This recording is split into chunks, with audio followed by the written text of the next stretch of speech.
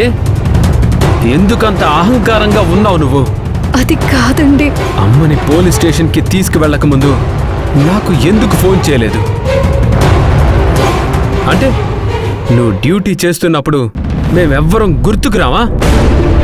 వడ్డీకి తీసుకున్న వ్యక్తి ఇంటి దగ్గర అత్తయ్య గారికి ఎంతో నచ్చ చెప్పాను.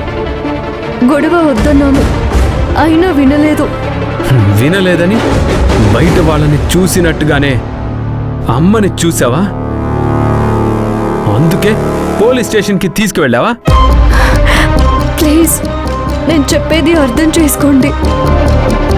అత్తయ్య గారే యూనిఫామ్లో ఉన్న నన్ను నెట్టేశారు. అబద్ధం చెప్పకు మంజు. నువ్వు ఇంట్లో ఉండేది ఒక రకంగా, నీ ఫేవరెట్ పోలీస్ స్టేషన్లో ఇంకొక రకంగా ఉంటున్నావనేది నాకు ఈ రోజే అర్థమైంది. స్టేషన్లో నేను అమ్మ ఉండగానే నువ్వు ఆ విక్రమ్ బర్త్డేని చెయ్యాల్సిన పనేంటి? వాడు నీకు సుపీరియరే కావచ్చు మంజు, నీ పై ఆఫీసరే కావచ్చు. డ్యూటీ విషయంలో ఏం చెప్పినా చెయ్యి. అంతేకాని భర్త అక్కడ ఉండగానే ఇకలు పక్కపక్కలు కేకులు తినిపించుకోవడాలు ఏం జరుగుతుంది అక్కడ? అందరితో పాటు నేను అక్కడే ఉన్నాను. బర్త్డే ఫంక్షన్ మీ ముందే కదా జరిగింది. నేను తప్పు చేసినట్టుగా మీరు మాట్లాడడం నాకు చాలా బాధగా ఉంది సత్య గారు. నీకు బాధగా ఉందా? నీకు నటించొద్దు. నువ్వక్కడ విక్రమ్తో క్లోజ్గా ఉండటం తలుచుకుంటేనే నాకు ఒళ్ళంతా మండిపోతుంది. ఏదైనా మీరు నన్ను అర్థం చేసుకుంది.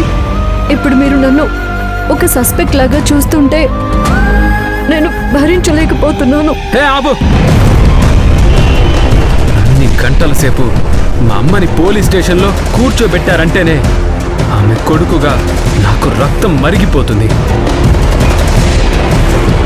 నేను కిరణ్మయ్య గారు వచ్చాక కూడా మమ్మల్ని అక్కడ వెయిట్ చేయిస్తూ మీ ఎంజాయ్మెంట్లో మీరు మునిగి తేలుతుంటే అయితే అయిందని ఆ విక్రమ్ని చంపేయాలన్నంత కోపం వచ్చింది. మీకు ఇప్పుడు నేనేం చెప్పినా అర్థం చేసుకునే స్థితిలో మీరు లేరు సత్య గారు. అంత అమాయకుణ్ణి కాదు నేను. ఆలోచన లేకుండా ఉండేవాడిని అంతకంటే కాదు. చెప్పినా అర్థం అవుతుంది, చెప్పకపోయినా అర్థం అవుతుంది. ఇప్పుడు నేను ఏమన్నానో, నేను ఎందుకన్నానో నువ్వే గుర్తు చేసుకో.